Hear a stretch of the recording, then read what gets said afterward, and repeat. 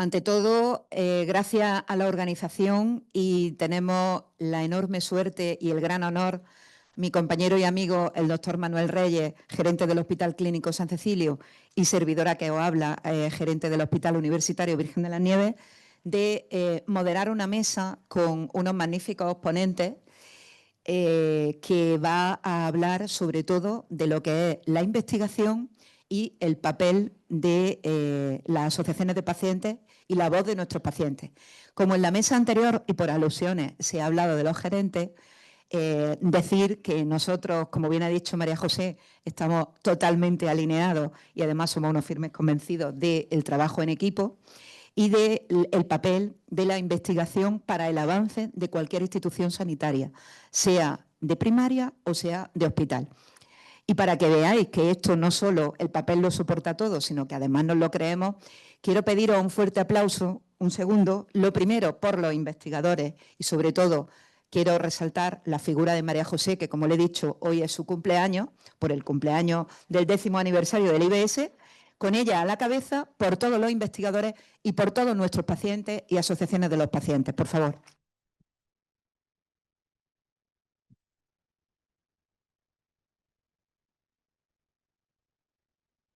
Bueno, pues se ha hablado aquí del papel de la prevención y del papel de las instituciones sanitarias. Como se ha reiterado ya en 2 ocasiones, cualquier institución sanitaria sabéis que tiene 3 aristas, que son la parte de investigación, que es la que nos hace avanzar e innovar, la parte de formación y docencia y la parte de investigación y la parte de asistencia sanitaria, la asistencia clínica. Entonces, fijaros que en el tema de la prevención, que quiero resaltarlo, porque ellos también van a tocar distintos aspectos de lo que es la prevención primaria y la prevención secundaria, fijaros que la mayoría de los esfuerzos de la industria van encaminados entre los años 2010 y 2020 a tratar distintas enfermedades. Sin embargo, la mayoría de los esfuerzos de la industria farmacéutica, sobre todo, también de cara a la logística y a otro tipo de innovaciones, alrededor del año 2050 se van a esforzar sobre todo en una cosa, que es prevenir antes de que salte cualquier síntoma, cualquier signo o cualquier enfermedad. De cara a esto, quiero recordaros, hablando de las enfermedades de los pacientes crónicos, de las comorbilidades, que España va a ser, dentro de muy poco, el país más viejo de la Comunidad Económica Europea. En 10 años vamos a multiplicar por 2 los pacientes por encima de 65 años y en 20 años vamos a multiplicar por 3 el número de pacientes por encima de 85 años. Se ha comentado antes con Isabel, hay un autor que los que me conocéis sabéis que soy una enamorada de este artículo. Hay un investigador del Instituto Karolinska que se llama Pimenov. Y Pimenov habla del concepto de exposoma, y es que no le echemos todo la culpa a la genética, que es como un 20%, sino que el 80% de lo que somos en salud y en enfermedad es gracias a o debido a factores de radiaciones ionizantes, el tabaco, el alcohol, los hábitos de vida sedentarios, y en todo eso también tenemos que actuar de cara a investigar y de cara a nuestras asociaciones de pacientes. Claro, esto debe ser un win-win, y ¿qué vamos a sacar en claro de cara a la introducción que ahora va a terminar Manolo del avance de una institución sanitaria, primaria o hospital, de una alianza en la que ambos ganen de la investigación y de nuestros pacientes? Pues los investigadores van a tocar mucho más el suelo en el que pisamos todos los días. Hay cosas que no se transmiten o no se perciben, igual que cuando escuchamos la voz de nuestros pacientes, y sabéis que en parte esos investigadores salen ganando y en parte son nuestros pacientes, por eso felicitaba a María José, los que nos dicen por aquí debéis de ir con la investigación y con la innovación, o por aquí ya no hay más nada que hacer. Entonces, el hecho de establecer esas alianzas con ellos nos hace ganar a todas las partes. Sabéis que hemos pasado de una medicina basada en la evidencia clínica a una medicina basada en el valor. Estamos inmersos en una medicina basada en resultados en salud, y aquí hay algún jefe de servicio también nuestro del hospital que trabaja mucho en indicadores y en objetivos de medicina basada en resultados en salud, y ya estamos inmersos en algo que se ha dicho también en la primera mesa, que es la medicina basada en los datos. Como decía un profesor mío, cuidado con lo que hagamos con los datos, y más de cara a Andalucía, con 8,5 millones de habitantes, porque, como decía este profesor, cualquier dato torturado lo suficientemente adrede, obtendremos el resultado que nosotros queramos hacer. Entonces, cuidado con ese manejo de los datos y las conclusiones que saquemos. Entonces, Manolo, ¿por qué crees que es tan importante esta mesa que vamos a moderar hoy, que tenemos el lujo de moderar, del papel de la investigación y nuestras asociaciones de pacientes? Bueno, pues eso voy a decirlo, pero permíteme que primero dé las gracias por haber contado conmigo para esta mesa, que me hace especial ilusión, como diré más tarde, y también quiero sumarme a la felicitación a los 10 años del IBS y también felicitar personalmente a su directora, que es su cabeza visible. Yo creo que es un acierto tener celebraciones como la de hoy. Desde que estoy en gestión he aprendido que lo formal y los símbolos son muy importantes y que cuando uno está en gestión está enfrentando retos continuamente. Los retos son problemas, que es una palabra prohibida en gestión. Yo me voy a atrever a decirla hoy, hay que decir retos, pero bueno, es gestionar muchas veces problemas y también hay que visibilizar, y es importante visibilizar los éxitos. Entonces, hoy es un día de visibilizar, de alegrarnos por un éxito, ¿no? Por 10 años de funcionamiento del Instituto de Investigación Biosanitaria de Granada. Y además, yo creo que se ha hecho muy elegantemente. Se ha invitado también a los directores anteriores. Felicitaciones también por eso y felicitaciones, por supuesto, también a esos directores, ¿no? En cuanto al tema de participación ciudadana, como me decías antes, yo siempre he sido un firme defensor de la decisión clínica compartida, ¿no? O sea, de la participación ciudadana a la hora de los diagnósticos y de los tratamientos, que tiene sus retos, ¿no? Voy a decir retos, y que no es fácil, ¿no? Y en investigación se me ocurren casi más retos. Es una cosa que es muy fácil decirlo y más difícil llevarlo a la práctica, pero que sin duda tiene muchísimas ventajas, ¿no? Se me ocurren muchas, ¿no? O sea, estamos legitimando la investigación, ¿no? Si realmente investigamos en lo que la ciudadanía quiere, es cuando realmente estamos legitimando esa investigación. Estamos priorizando las preocupaciones reales de la población. Estamos contribuyendo, estamos pidiendo que los pacientes tengan un papel más activo, que la población tenga un papel más activo. Pues aquí estamos haciéndolo también. No nos olvidamos, o de esta manera evitamos marginar, ¿no?, a las patologías menos frecuentes, ¿no?, si les damos voz y tal. Mejoramos la equidad. No olvidemos también que es una exigencia también normativa, ¿no?, en la Comisión Europea, ¿no? Y si queremos innovar y transformar el sistema sanitario, pues yo creo que debemos ir en ese sentido. Así que también felicitar a la organización por haber organizado una mesa de participación ciudadana que me parece fundamental. Y yo creo ya, María Ángela, que podemos pasar a presentar a los miembros de la mesa.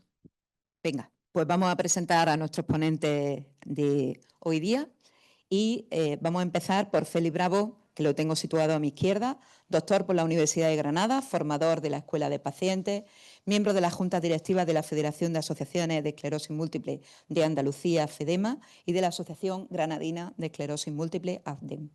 Cuidador desde el año 2003 hasta el fallecimiento de su esposa con esclerosis múltiple en el año 2024. Bienvenido y muchas gracias, Félix. Bueno, voy a presentar yo a Antonio Hermoso, que está sentado en el centro justo de la mesa, donde a él le gusta.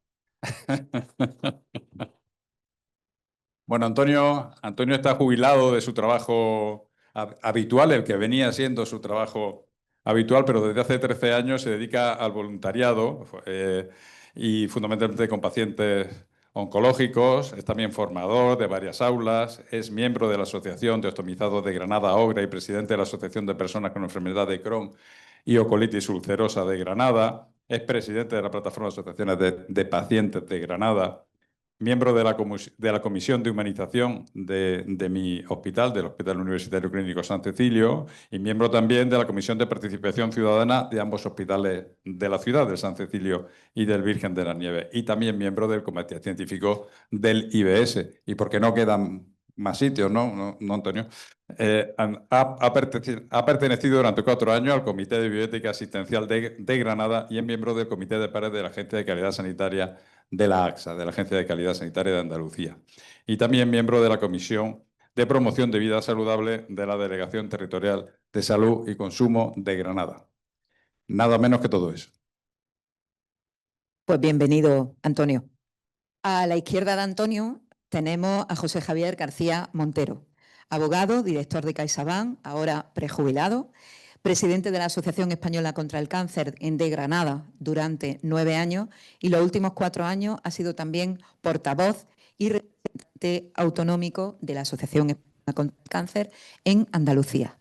Bienvenido, José Javier.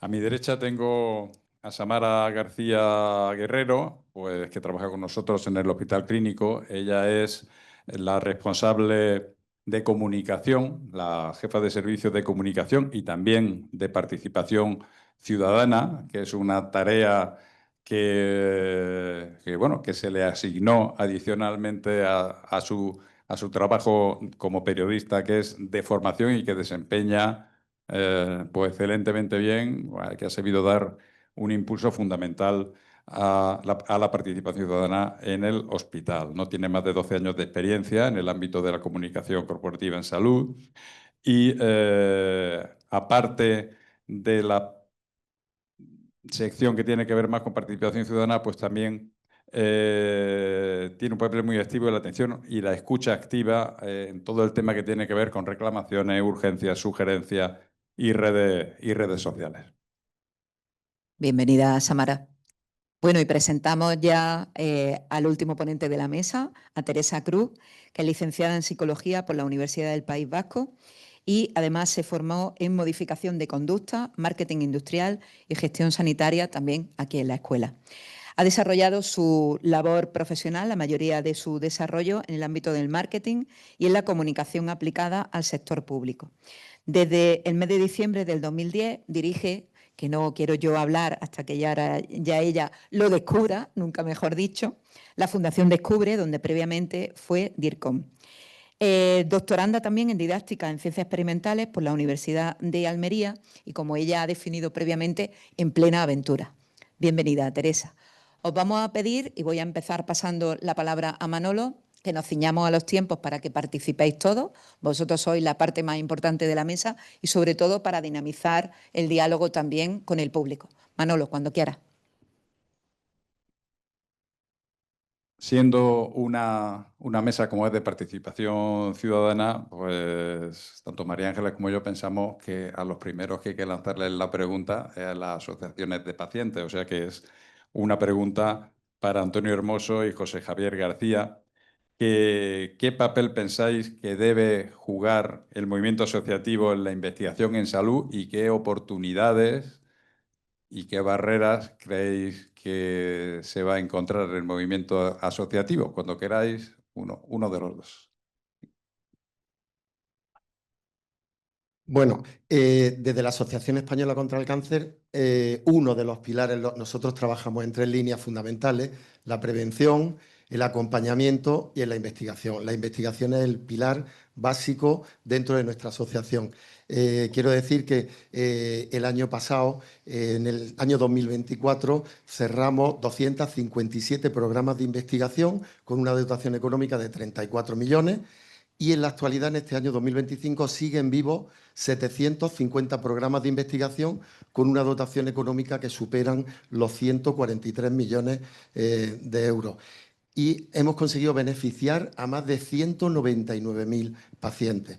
Se han conseguido unos avances importantísimos porque se han hecho 366 publicaciones de avances científicos. Y nos sentimos orgullosos. Granada es una de las capitales donde tenemos beca predoctoral y que todos los años se salen a concurso. Ahora estamos cerrando otra beca para el año que viene con una dotación económica de 136.000 euros. Y decir que Granada, con lo pequeñitos que somos, el año pasado pudimos hacer una aportación en investigación de más de 750.000 euros. Una beca de 300.000 euros a 5 años, lo que suponía pues casi 50.000 euros por 60.000 euros, perdón, por año para estudiar el cáncer de páncreas. Luego tuvimos 6 becas de laboratorio para incentivar a jóvenes investigadores. Luego hicimos una aportación del 20% de nuestro presupuesto, lo que es en torno a unos 400.000 euros, a la Fundación Científica para el desarrollo de la investigación. Y por último, completamos el 5.º año de investigación del equipo de Juan San Juan, que está en el Instituto Genio. Y yo creo que todo esto pone un poco de manifiesto, ¿no?, la importancia que nosotros le damos a la investigación. Parte de culpa la tiene María José, que es la extrapresidenta del comité técnico que tenemos en la asociación.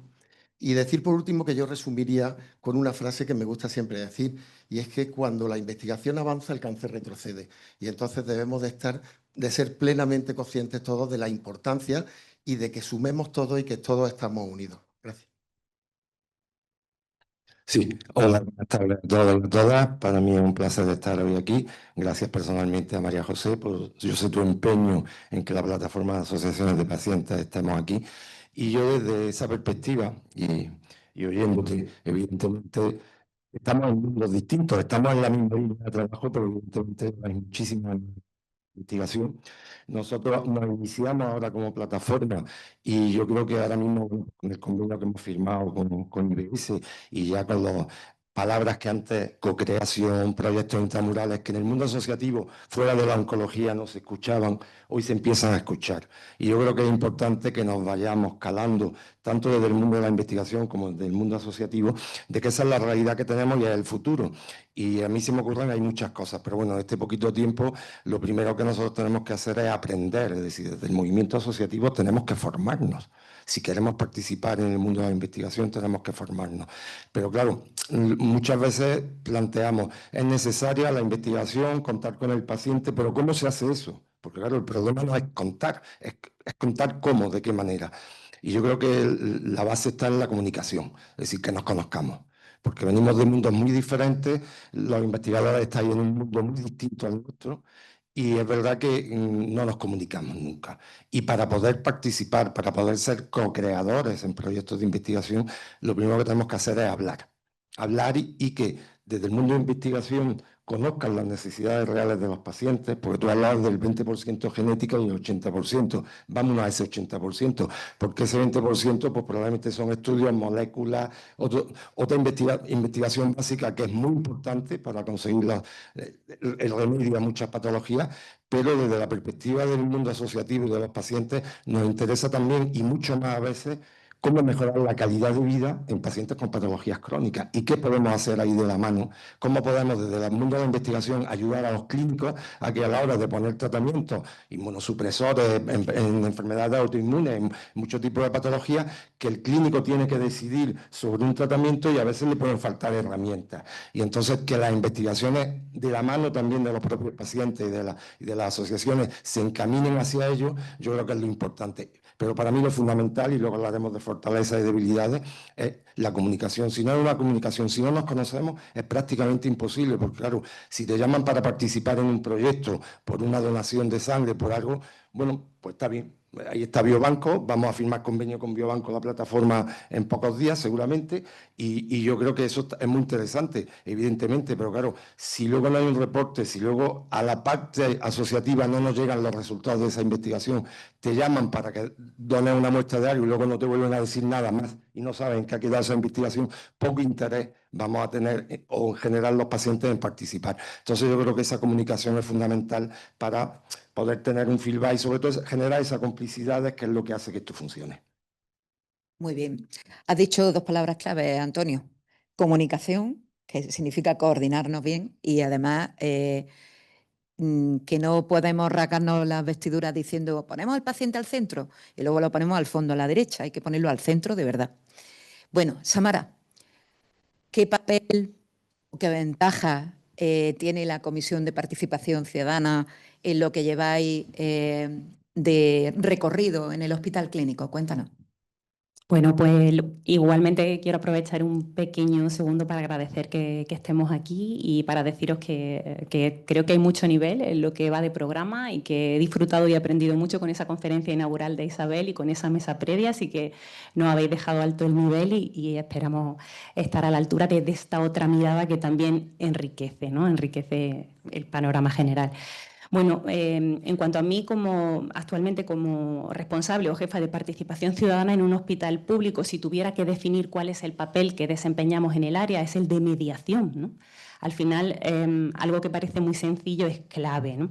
¿Qué me ayuda en ese papel de mediación? Pues cuando somos un área soporte y tenemos una visión transversal de lo que sucede en el hospital, pero sobre todo conocemos lo que reclaman, ¿no? Hacía Manolo alusión a ese análisis de herramientas que tenemos instauradas en los centros, ¿no? La escucha ciudadana, esa escucha real que pasa por monitorizar las redes sociales o por de verdad escuchar lo que nos dicen los pacientes con las reclamaciones o en la encuesta de satisfacción. Pues cuando hay un cruce real entre eso, se encuentra la oportunidad, ¿no? La investigación es un pilar más dentro de ese contexto. Y es clave que seamos facilitadores ahí, ¿no? Propiciar esa interlocución. Porque para llevar a cabo investigaciones entre lo clínico hay que conocer las expectativas del paciente y también todo el ciclo del proceso de la investigación, ¿no? A veces es sencillo, a veces basta con detectar la necesidad y encontrar la oportunidad dentro de nuestro entorno, el que conocemos. ¿Y cómo se puede producir eso? Pues de nuevo de una forma sencilla, ¿no? Que es conocer a las asociaciones de pacientes que existen en nuestro entorno, en nuestra provincia, conocer qué actividades desarrollan y ser conocedores también de las líneas de investigación estratégica y de los líderes de investigación que tenemos a nuestro alrededor, ¿no? Creo que en el último tiempo estamos asistiendo a un cambio de paradigma claro y ya tenemos indicadores indirectos que evidencian eso. Por ejemplo, el hecho de que desde el hospital, como decía María Ángeles, ¿no? Contemos con comisiones de participación ciudadana en las que tenemos, por supuesto, integradas a las asociaciones, pero cada vez más las asociaciones y los pacientes forman parte de comités y comisiones como el de humanización, el de violencia de género, seguridad del paciente. Eso ya es un hecho, ¿no? Y luego creo que es importante que pasemos de informar a las asociaciones o consultarlas a implicarlas activamente. En la educación para la salud hay un nicho enorme para ello. Nosotros tenemos más que comprobado en el hospital que cuando desarrollamos folletos, vídeos tutoriales, cartelería, campañas co-creadas, que ha salido muchísimas veces la palabra co-creada en lo que va de jornada, de la mano con las asociaciones, estas tienen muchísimo más impacto y la adherencia real de los efectos de ello con el paciente son mucho mayores, porque hablamos su lenguaje y nos adaptamos a lo que necesitan. En fin, creo que en esta mesa tarde o temprano iba a salir y ya ha salido el hecho de que es bastante habitual que contemos con la asociación en una fase de la investigación en la que esta ya está muy desarrollada, ¿no? Nutrimos las muestras reclutando pacientes, que a veces es difícil y nos valemos de las asociaciones para que nos ayuden en ese reclutamiento del paciente. Pero bueno, ¿qué valor añadido aporta que solo estén en esa fase, ¿no? Como decía Antonio.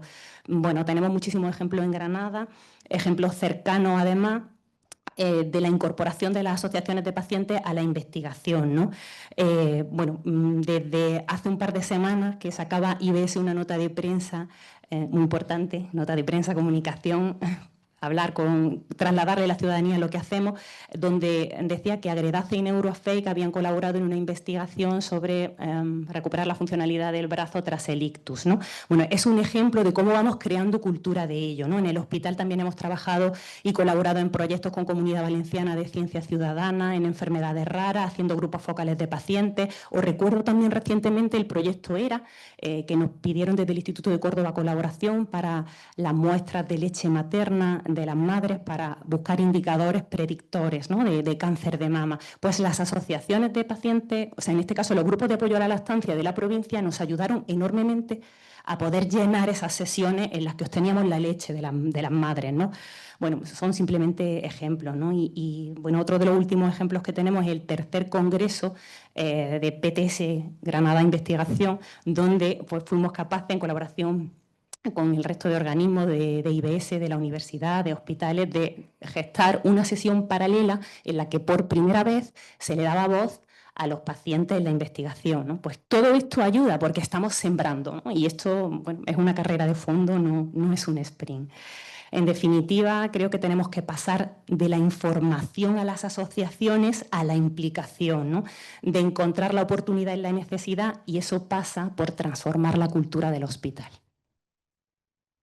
Muchísimas gracias, Samara.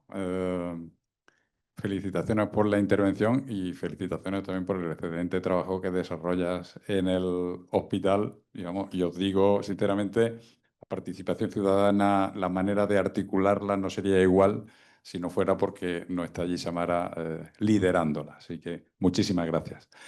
Bueno, teniendo como tenemos la fortuna de tener en esta mesa a una persona como es Félix Bravo, que tiene una doble condición, ¿no? Tanto de cuidador como de investigador, pues casi que es obligado preguntarle desde su punto de vista cómo ve el tema de la investigación en salud, cómo podemos integrar ambas cosas, ya que lo has hecho en tu persona, cómo se hace en general.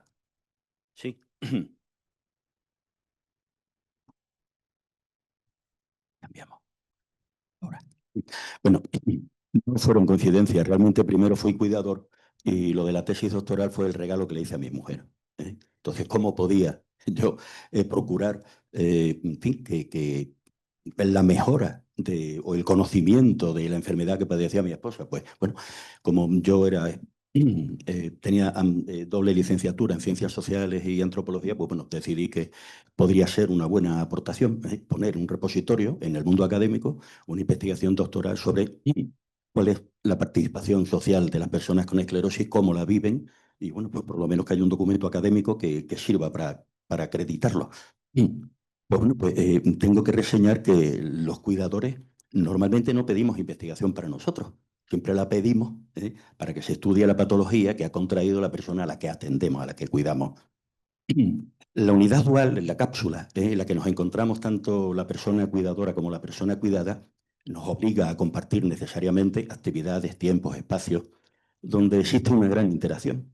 No son dos vidas superpuestas una encima de otra, pero son dos vidas con muchísima intercomunicación. Eso hace que las miradas de la persona cuidadora y el paciente tengan bastante analogía, tengan bastantes coincidencias.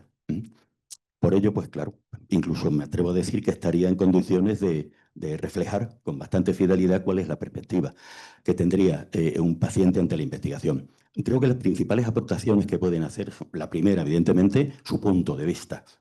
Por más empatía que queramos, es imposible ponerse en primera persona. Somos nosotros y en tercera persona ya tenemos obstáculos y tenemos que tener largas trayectorias para no solamente comprender, sino asimilar cuál es la vivencia de la persona que padece la patología. Entonces, lo primero, como he dicho, su perspectiva. Y lo segundo, testimonio. Albert Llobel, lo iba a citar dos veces, pero al final, como me imagino que iremos cortos de tiempo, la cito una nada más.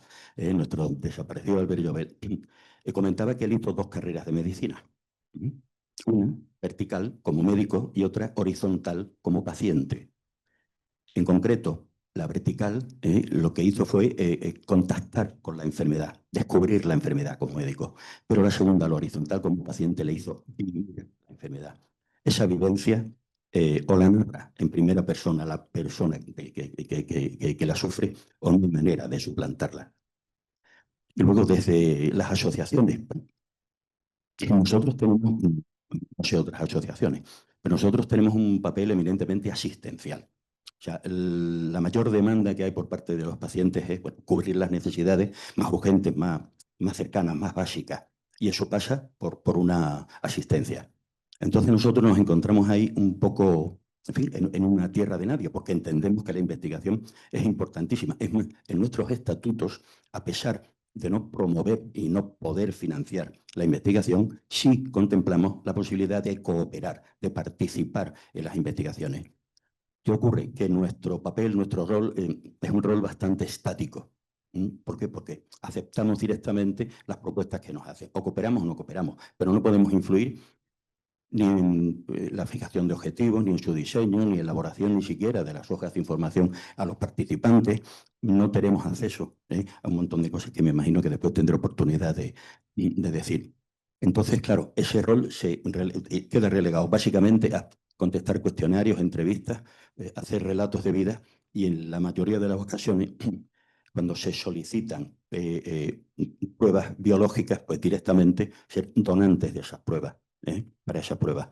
El doctor Puerta sabe que nosotros colaboramos especialmente con el Biobanco y con el registro de donantes de investigación, registro de donantes para investigación biomédica.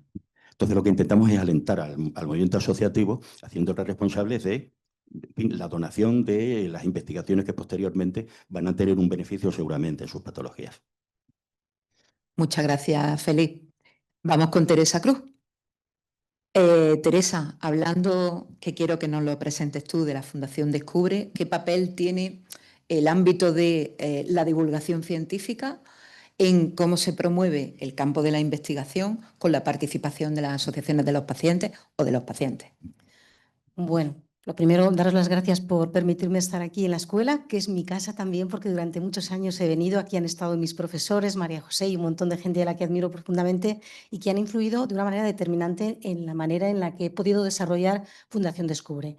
Fundación Descubre es una fundación de la Consejería de Universidades, de la Junta de Andalucía, y nos dedicamos a fomentar el diálogo ciencia y sociedad. Para ello lo que hacemos es generar espacios, formatos, estructuras que faciliten ese camino que queremos hacer muchas veces y que uno a uno, asociación a asociación o colectivo a colectivo o persona a persona es muy complicado hacerlo, pero cuando ya está organizado es mucho más fácil. Algunos de ustedes conocerán los Cafés con Ciencia, la Noche de los Investigadores, la Semana de la Ciencia. Esos son proyectos que nosotros lideramos, que los diseñamos y que trabajamos con muchas entidades, con más de 400. Ayer presentamos los resultados. El trabajo bien hecho depende de las alianzas que sepas hacer y mantener. Y en eso el IBS es un experto y la escuela es una experta y es mi punto de formación. Bien, nosotros tenemos dos áreas clave de trabajo: comunicación de resultados de investigación y divulgación.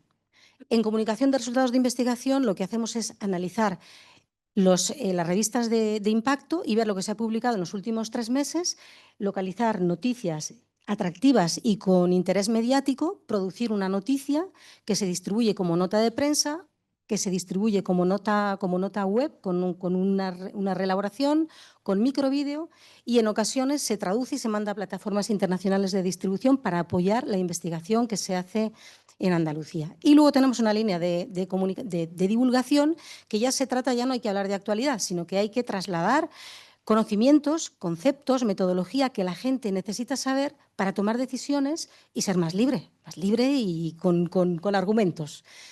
Para eso tenemos una red, por ejemplo, de más de 20 webs que hemos tenido cerca de 2 millones de visitas este año y muchas actividades presenciales. Y lo que hemos observado es que la gente, uno a uno, y las asociaciones cada vez participan más. Del año pasado, del 23 al 24, que ayer presentamos los resultados, se ha incrementado la participación presencial, ha habido un incremento de un 58%. Las webs, hay ahora mucha gente que, sobre todo la gente joven, no utiliza los recursos web que creamos, que cuesta mucho esfuerzo, además, los vídeos, para informarse, porque va a ChatGPT. Pero los que entran porque tienen más interés y se están mucho más tiempo visitando las páginas web. O sea, hay un cierto cambio, una cierta maduración, como que la sociedad ha aprendido que hay cosas que tiene que saber, que tiene que entender para poder decidir con criterio. Y en este contexto hemos ido viendo cómo ha evolucionado. De hace 15 años, cuando nosotros empezamos a hacer divulgación de la ciencia, la oferta que había para promover diálogo ciencia y sociedad era conferencias en sitios estupendos. Pero a las conferencias, pues hay mucha gente que no va. Yo voy por la calle, está Zara y está Dior, y paso de largo Dior. Yo sé que puedo entrar, pero no está en mi registro. Y hay mucha gente que no está en su registro entrar a escuchar una conferencia. O sea que ese no es un canal para muchas personas, para la ciudadanía en general. Entonces hay que diseñar espacios. Influye dónde haces la actividad, a la hora a la que la haces, la persona que la hace. En las primeras épocas, quien quería hacer divulgación eran los seniors. Cuanto más potente era un investigador, más fácil era trabajar con él. Y la gente joven no quería, pero la gente joven tiene un discurso que llega a gente joven y nos hacía mucha falta, pero eso ha ido evolucionando. Empezaron a entrar talleres para manipular, trabajar, y eso ya era como un avance. Sigue pasando el tiempo, hay muchas crisis, la gente empezamos a pensar que hay que participar más y llega ya más diálogo. Se buscan y tienen mucho éxito las actividades que hay diálogo. Pero ¿dónde estamos ahora? En la participación. Estáis diciendo que hay que participar. Pero eso es ciencia abierta, eso es ciencia ciudadana. Acabamos de poner en marcha en Andalucía una oficina de ciencia ciudadana que se dedica a ayudar a crear proyectos de ciencia ciudadana. ¿Y qué es la ciencia ciudadana? Es una metodología de investigación que se basa en la participación activa de personas que no son expertas y que aportan el conocimiento, los recursos, el tiempo. Pueden aportar un montón de elementos diferentes. Pero para que un proyecto sea un proyecto de ciencia ciudadana y no sea lo que estabais comentando, que hasta dónde, qué reporte tiene, ¿no? ¿Qué consecuencia tiene que yo participe? Porque sacar una nota de prensa o sacar en una red, ayúdanos y que la gente haga clic, es muy fácil. Tener notoriedad es muy fácil, pero la participación es muy complicada. Eso es otra liga. Y eso lo haces con asociaciones o imposible absolutamente. En la ciencia ciudadana, lo que se dice es que para que un proyecto sea ciencia ciudadana tiene que tener objetivos científicos claros, medibles, que el resultado sea de valor, pero además tiene que tener objetivos ciudadanos. Eso quiere decir que cada persona, cada entidad que participa en el proyecto tiene que irse empoderado de ciencia. Tiene que saber hacer cosas que antes no sabía hacer. Tiene que saber afrontar una situación que antes no sabía afrontar. Si no sale fortalecido personalmente como científico ciudadano, no es ciencia ciudadana. Y el tercero, tiene que tener un beneficio social. Tiene que aportar un bien a la sociedad, tiene que responder a algo que necesita la sociedad. Y luego se puede canalizar con un proyecto de co-creación, pero nosotros vemos que funcionan. En este momento, por ejemplo, están funcionando muy bien los colaborativos, que lo lidera un grupo de investigación, se alía desde el inicio con asociaciones o con colectivos vinculados con el área que van a trabajar y participan en diferentes fases del proceso, en poco, en todo o en nada. No todos los proyectos de investigación necesitan que el científico ciudadano esté en todo el proceso, pero ahí en la propia formulación de la pregunta de investigación, ahí sí, ahí hace falta. Y en la evaluación, o sea, hacer ciencia ciudadana no es trasladarle los resultados de investigación, es que se produzca conocimiento con la participación activa de personas sin formación en ese área, que no quiere decir que no tengan formación, que la gente que se dedica a hacer ciencia, a participar en ciencia ciudadana, a veces son hiperexpertos, pero en física y hacen ciencia ciudadana en biodiversidad, o no tienen ninguna formación, pero tienen mucho interés y les importa mucho. Por ejemplo, en Granada hemos financiado un proyecto de ciencia ciudadana que participan gente del Instituto de Astrofísica, de la Universidad de Granada y un grupito más y unas cuantas asociaciones de aquí, que no recuerdo el nombre.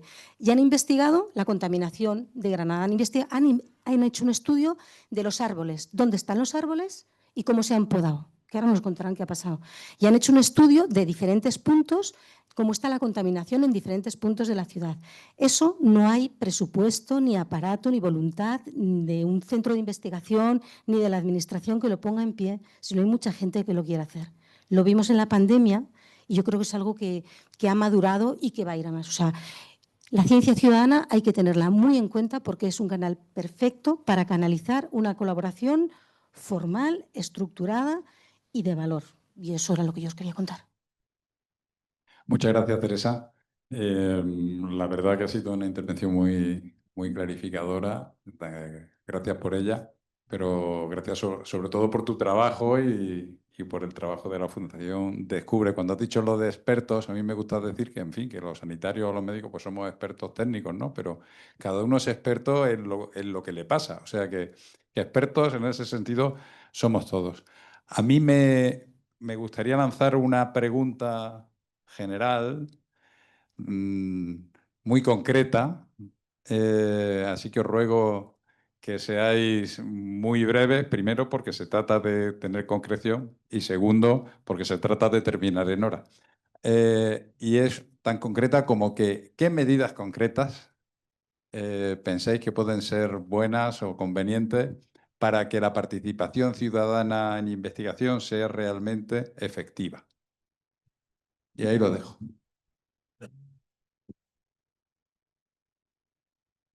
A ver, nosotros en la asociación tenemos la figura del defensor del cliente. En la actualidad hay 38 defensores del cliente repartidos por la provincia, en los que tienen un papel fundamental, ¿no? Ellos, el objetivo es dar su visión y ponerle su visión y su voz con un objetivo claro de mejorar la calidad de vida de los pacientes y de aumentar la esperanza de vida. ¿Por qué es importante ese papel? Porque se valora muchísimo en la investigación tanto su experiencia como su perspectiva. Por un lado va lo que es la investigación clínica, pero el papel de las asociaciones es fundamental por esa perspectiva con la que ellos ven su enfermedad y su tratamiento. Este defensor del cliente son pacientes o supervivientes o familiares que encabezan lo que es un grupo de focal o un grupo concreto de pacientes de cáncer que tienen varias misiones. Una, lo que es el apoyo directo del paciente, lo que es la influencia política y lo que es la investigación. Si todas las asociaciones nos unimos y le damos voz a través de estas juntas que hay en los hospitales de participación ciudadana, que es fundamental cuando en el mismo escalón estamos gerencia, profesionales, asociaciones y pacientes, salen nuevos temas. Y le damos muchísima más calidad asistencial. Yo creo que debería de ser unánime el apoyo de todas las asociaciones y todas las instituciones para que esto continúe siendo una realidad y seguir en el buen camino, ¿no? Sí, bueno, yo desde mi perspectiva, y hablo como plataforma de asociaciones de pacientes de Granada, que engloba muchísimas, 36 asociaciones, yo creo que, bueno, nosotros tenemos una mirada muy transversal en todos estos temas. Y yo pondría como ejemplo la colaboración que tenemos con IBS, es decir, ¿cómo lo hacemos? Porque al final eso para mí siempre es lo importante, cómo podemos hacer las cosas con propuestas concretas. Pues bueno, no ya tanto los documentos que firmemos, porque evidentemente tenemos que firmar documentos y tenemos que estar en la legalidad, sino dónde vamos a estar y por qué vamos a estar en distintos. Es decir, ¿por qué tiene sentido que estemos en el Comité Científico Interno de IBS? O en órganos de gestión, por ejemplo, de IBS como instituto, o de un órgano de gestión donde se hable de estos temas, tanto en distrito como en hospitales en Granada.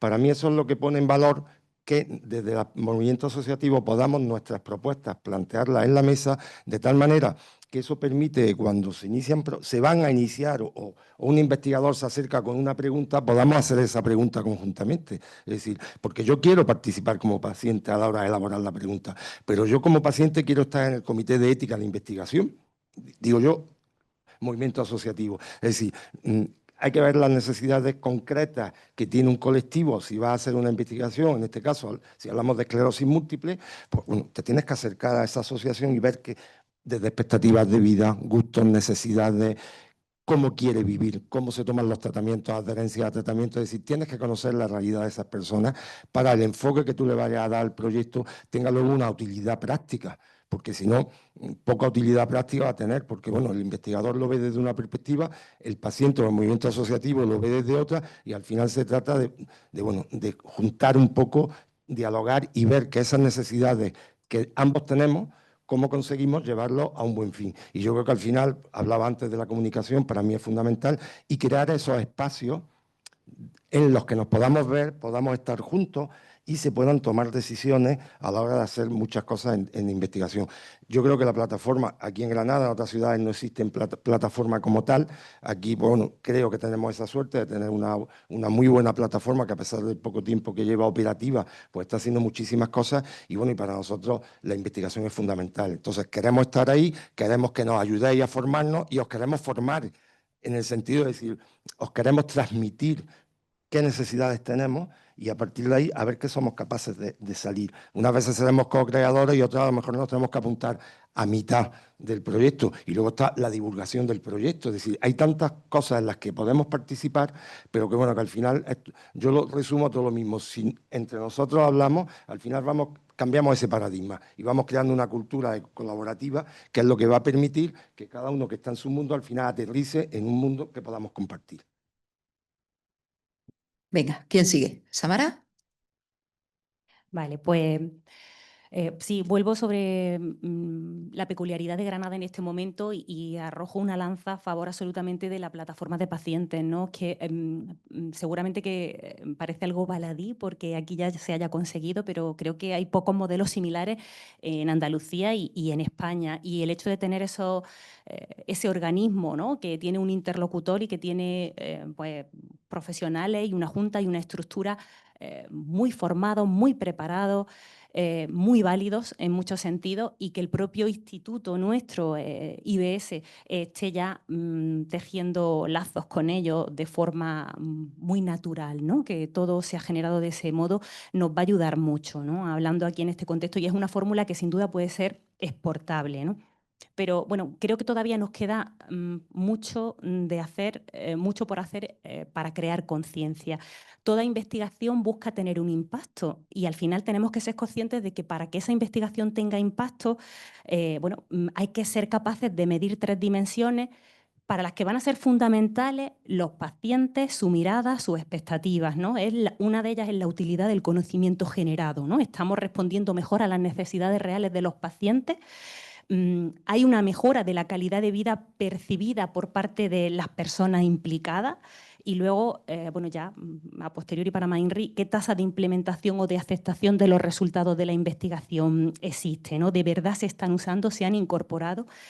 Y para eso es que los necesitamos, es que no hay otro camino. Y no incorporarlos solo en la fase final de la investigación, sino en el diseño desde el inicio. Y luego también tenemos que neutralizar pues, tres barreras por sintetizarlas, ¿no? Una es que es cierto que todavía tenemos una cultura bastante centrada en la figura del experto, el experto que puede ser el investigador, el clínico, me da igual, ¿no?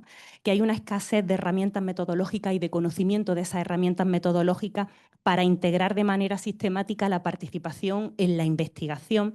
Y por último, evidentemente, como no, los recursos, ¿no? También tenemos falta de recursos a la hora de mantener ese contacto, ese conocimiento, esa interlocución constante con las asociaciones, ¿no? Que lo intentamos, ¿no? Pero bueno, pues que también hay limitaciones desde ese punto de vista. Pero sobre todo tenemos 3 oportunidades.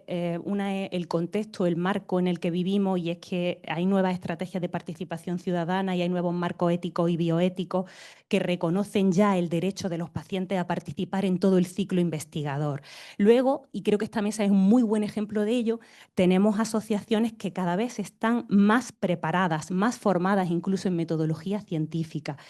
Y, por último, la colaboración entre los hospitales, entre los centros sanitarios, no quiero hablar solo de hospitales, sin duda también los distritos, los centros de salud, la primaria, y los institutos de investigación con las asociaciones nos va a permitir obtener una ciencia más aplicada, más ética, con mayor impacto social, ¿no? Que al final es una ciencia, es una investigación más útil y más efectiva, ¿no?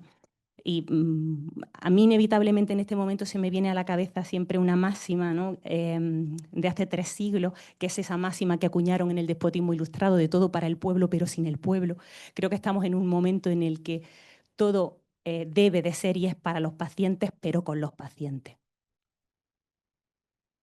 Teresa y Félix. Venga, vuestro turno. Bueno, yo creo que para colaborar en la investigación, la figura del paciente experto es fundamental. Antes, cuando existía la Escuela Andaluza de Salud Pública, pues era una entidad que potenciaba la figura paciente experto. Ahora estamos en pausa. Me consta que se están haciendo esfuerzos para recuperar por lo menos las funciones que hacía la Escuela Andaluza de Salud Pública en la forja de los pacientes expertos, pero bueno, de momento nos conformamos con los que tenemos. Las asociaciones de entrada no pueden asumir la formación de los pacientes, fundamentalmente porque la diversidad es tremenda. Nuestra asociación puede llegar una persona de 25 años debutante en la enfermedad, pero también llega una persona con 40 años que lleva 15 años de trayectoria en la enfermedad con pérdidas funcionales y otras necesidades.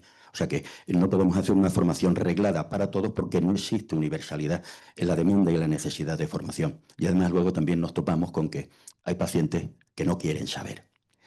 Y hablando de saber, yo creo que la colaboración con la investigación se debe hacer en base a perfiles y conocimiento. Las asociaciones tienen un potencial desconocido hasta para nosotros. Pero que una persona tenga una enfermedad, padezca una patología crónica, no quiere decir que antes no haya tenido una formación académica y que ahora mismo esté en disponibilidad de colaborar. Pero no solamente las personas afectadas, también hay familiares, hay amistades. El entorno cercano es muy colaborativo. Entonces, si hace falta, se aprende. Si no se sabe, claro, si no se sabe, se aprende. Y para eso estáis vosotros, para enseñarnos. Pero también, si no hay manera, hay mucha prisa por la transmisión de conocimiento se hace imposible, nosotros tenemos consejos médicos asesores, no a nivel provincial, pero evidentemente a nivel autonómico y nacional existen. Entonces, no son pacientes, pero sí tienen una idea muy clara de cuál es la perspectiva del paciente. Entonces, hablan en nuestro nombre siempre si se lo pedimos. Y por último, si tampoco en los consejos médicos asesores existen, hay personas expertas a las que se le puede solicitar no solo la colaboración, incluso la contratación para que den nuestro punto de vista. He sido muy concreto, ¿verdad? Sí.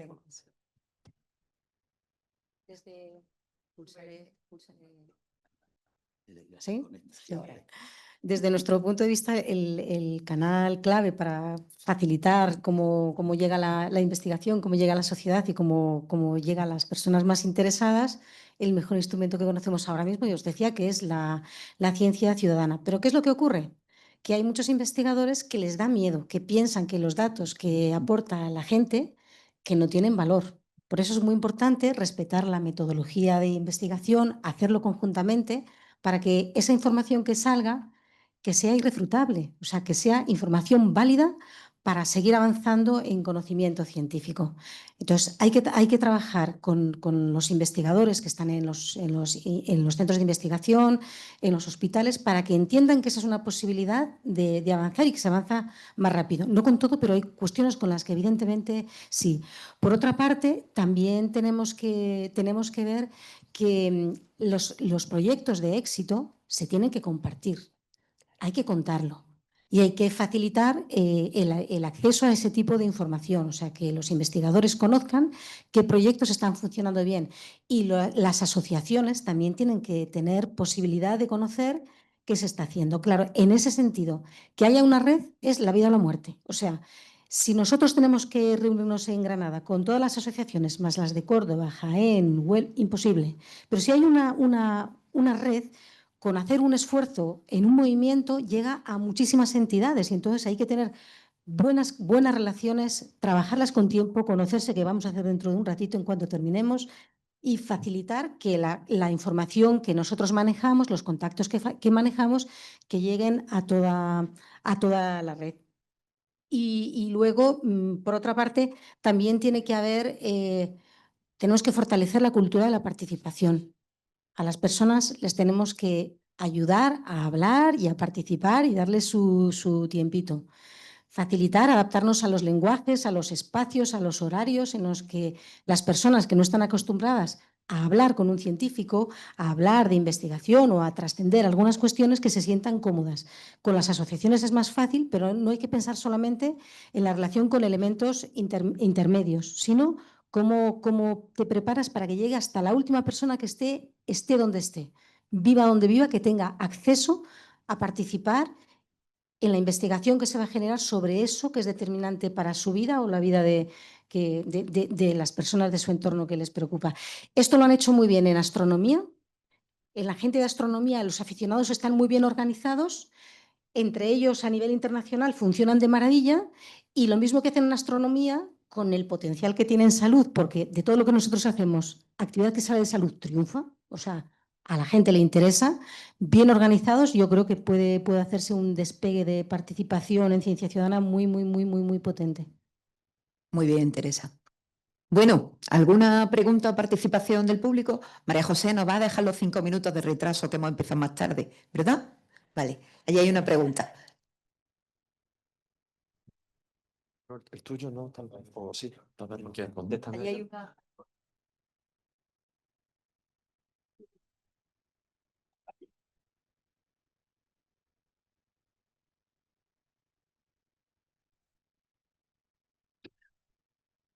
Muchas gracias. Yo, en primer lugar, mi reconocimiento y agradecimiento al movimiento asociativo que ha participado en la mesa, por supuesto al IBS por su 10º cumpleaños y por la acertadísima mesa que han organizado, la que acabamos de disfrutar.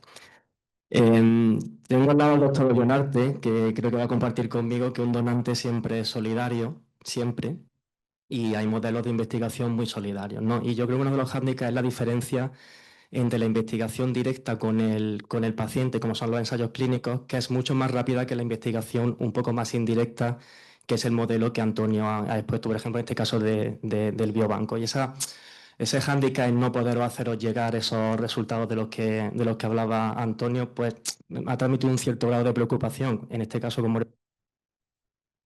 como representante del biobanco, porque da una cierta imagen de invisibilidad, que no es tal cual, ¿no? Los ensayos clínicos son muy rápidos y sobre todo generan en el paciente una expectativa porque habitualmente llevan asociado a un tratamiento para situaciones muy difíciles, ¿no? Pero no son casos no tan reales de la práctica clínica, con unos ensayos con criterios de inclusión muy difíciles y que no cubren la inmensa mayoría del porcentaje de pacientes que se beneficiaría de participar, ¿no?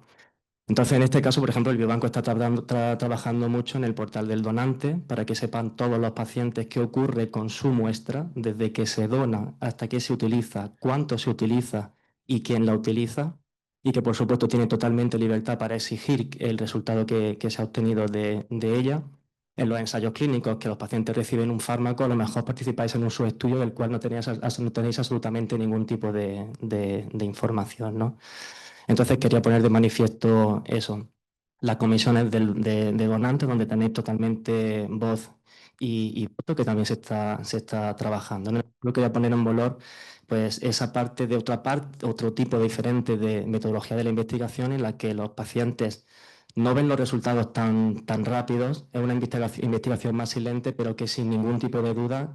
Y tuve la suerte de participar en una primera entrevista en Ideal cuando me nombraron director del biobanco y el titular que sacaron fue: sin la ciudadanía el biobanco no sería un surtidor de muestras para la investigación. Por poco que podáis colaborar, un simple marcador que un investigador básico esté utilizando en enfermedades raras, neurodegenerativas, infecciosas, es un valor muy exponencial. Y nada, mi agradecimiento. Muchas gracias, doctor Puerta. ¿Alguna intervención rápida antes de terminar? Aquí.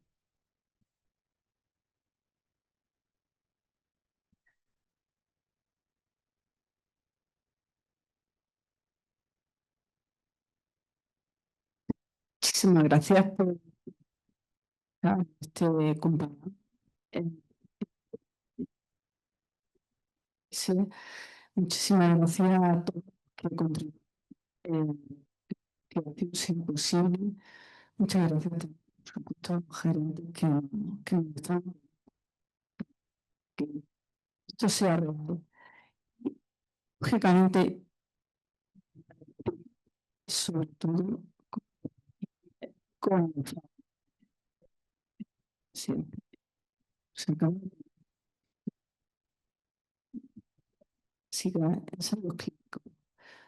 Lógicamente, esto está solo se sustenta si el propósito es mejorar la situación del paciente, de los familiares, también sean conscientes de esto supone. Y sí,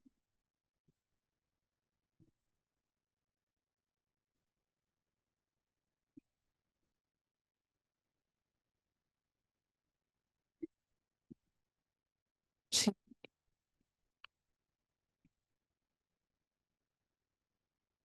es, es para que nosotros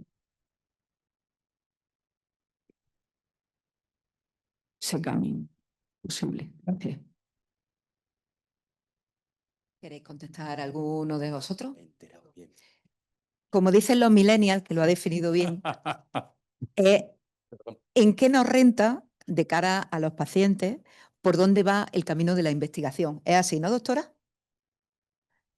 Como diría un adolescente, ¿en qué me renta a mí esto? Ya está. Bueno, tenemos que saber que las personas que se prestan a participar en cualquier tipo de investigación, estudio, ensayo clínico, lo hace con una solidaridad intergeneracional y global, porque posiblemente el descubrimiento al que se va a llegar sea incluso para personas que aún no están diagnosticadas de esa enfermedad. O sea que la persona que participa no se va a beneficiar directamente. Y luego también es igual que se descubra aquí en la India o en Estados Unidos. Cuando llegue, llegó para todos, en con distintos tiempos, pero llegará para todos. Entonces, el esfuerzo que hace la persona cuando participa, lo que quiere por lo menos es que haya una retroalimentación y sobre todo sentirse parte de ese proyecto, que quiere participar desde la marcación de objetivos, quiere participar también en lo que es la elaboración de contenidos y el lenguaje que se va a emplear en las hojas de información al paciente. También quiere participar en cuanto a la marcación también del público objetivo, de los criterios de inclusión, exclusión, en fin, y sobre todo al final en los resultados. Quiere que colaborar también en la difusión, de que se haga de una manera accesible y que aunque sean resúmenes no científicos, puedan llegar los resultados que aprecian como más relevantes la ciudadanía, el paciente. Entonces yo creo que estamos en esa línea, pero tenemos que generar la cultura de la participación. No puede ser algo coyuntural, tiene que ser algo que ha venido para quedarse. Si no tenemos esa perspectiva, entonces no estamos en un buen punto. Yo creo que estamos desarrollando esa cultura de participación. Yo, por la parte que nos toca, la Asociación Española contra el Cáncer, el año pasado se hicieron 267 ensayos clínicos y el 70%, la diferencia estaba entre la vida y la muerte. Entonces, en un 70%, la esperanza de vida se le incrementó en 5 años a toda esta gente. Sí es cierto que hay un trabajo detrás muy importante de todos los profesionales médicos que designan perfectamente qué personas pueden participar en esos ensayos. Pero aparte de ese trabajo profesional, hay un trabajo psicológico muy grande porque la gente tiene mucho miedo de participar en esos ensayos clínicos. Y entonces pueden marcar un antes y un después en su vida. Sí, bueno, yo con respecto a lo que tú planteabas, yo creo que al final todos esos ensayos, todos esos estudios, todos esos proyectos, como decía Félix, al final, ¿qué me renta a mí como paciente o qué me puede rentar? Pero incluso si no me renta nada, es decir, si al final el proyecto no llega a ningún sitio porque no llega a una conclusión que podamos validar, también quiero saberlo, es decir, porque yo creo que es una forma de sentirte partícipe de los proyectos, es decir, si luego va a tener beneficios en la aplicación sanitaria, estupendo, pero si no los va a tener, porque al final el proyecto en el que hemos participado pues no ha dado más de sí, porque no ha llegado a una conclusión clara, también queremos ser partícipes porque eso de alguna manera nos hace ser, al hacer partícipes nos conciencia un poquito más de que tenemos que estar ahí. Y como bien decía Félix, probablemente nosotros no veamos los frutos de esos avances científicos y los vean otras generaciones. Pero es que los que vivimos, tenemos una mochila de una patología o de una enfermedad crónica, somos muy conscientes de que queremos estar ahí y que serán futuras generaciones las que aprovechen realmente todos esos estudios y todos esos ensayos. Pero si nosotros no estamos ahí, las futuras generaciones pues tampoco participarán. Entonces, queremos estar por eso, entre otras muchas cosas.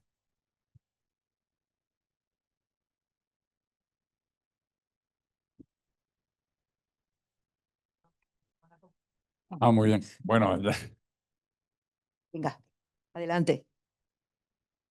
Bueno, primero, gracias por la generosidad siempre de los pacientes y su círculo, que creo que también es muy importante. Hemos hablado de investigación clínica, de ensayos, de muestras, también el modelo de donantes, pero un reto que tenemos dentro del Sistema Nacional de Salud es el uso de datos para la investigación. Entonces, yo creo que no se ha mencionado en esta mesa y me parece absolutamente crítico y esencial meterlo en el debate. Entonces, consultaros cuál es vuestra opinión, cómo estáis preparando, también desde las entidades como Fundación Descubre y esa oficina de ciudadanía que habéis comentado, si tenéis alguna iniciativa en ese sentido.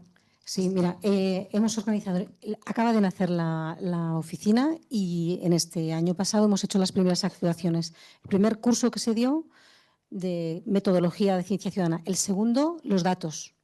Los datos son fundamentales y no solo porque tienen que ser fiables, sino es que los tienes que custodiar y los tienes que tratar bien. Nosotros tuvimos un problema, por ejemplo, que lo hicimos mal, con un primer proyecto de ciencia ciudadana que era sobre inteligencia artificial. Estábamos entrenando, que salió muy bien, a un algoritmo para que a partir de imágenes de patrimonio identificar el estilo arquitectónico. Entonces, ¿qué necesita el algoritmo? Muchas fotos. ¿Qué queríamos hacer nosotros? Que mucha gente subiera fotos. Y luego, ¿cómo te comunicas con la gente que sube fotos y no sabes quién es? Si le preguntas poco para que se sienta libre y suba mucho, no tienes datos para mantener una relación. Y en Ciencia Ciudadana tienes que garantizar que hay una relación con esa persona y que va a tener acceso a lo que estás haciendo y que sabe cómo estás custodiando los datos. Así que es un elemento absolutamente central. Solamente he dado una señal, pero es clave. Es un curso que está en la Oficina de Ciencia Ciudadana, está grabado, o sea que cualquier persona que esté interesada puede ir a hacerlo. Nos lo impartieron expertos de la Universidad Pablo de Olavide. Bueno, terminamos aquí, que ya estamos fuera de tiempo. Me ha dicho María Ángeles antes que si tenía alguna conclusión en 15 segundos. Más es una reflexión que una conclusión. Han salido antes varias palabras, ha salido personas, ha salido comunicación, ha salido alianzas. Yo creo que no hay nada más potente que precisamente eso que está simbolizado en esta mesa, ¿no? Pues poner a personas a trabajar en una tarea compartida. Entonces, ni ChatGPT, ni inteligencia artificial, ni nada de nada, si tenemos esto. Bueno, pues por mi parte, daros las gracias a los ponentes. Me quedo con la parte de comunicación que hemos hablado, Antonio, que siempre es el origen de cualquier problema, comunicación. Me quedo con la frase de José Javier también, de que cuando la investigación avanza, el cáncer retrocede, por lo menos a nuestra parte activa y nuestro compromiso de todos los que estamos aquí. Y sobre todo, daros las gracias también al público por asistir y por las intervenciones. Y nos quedan pendientes, que nos lo hemos dejado en la recámara, cómo medimos todo esto, porque ya sabéis que los gerentes, si no se mide, no se registra, y si no se mide y no se registra, no existe. Entonces, esas son tareas que también nos llevamos para casa. Muchísimas gracias a todos y gracias a todo el público.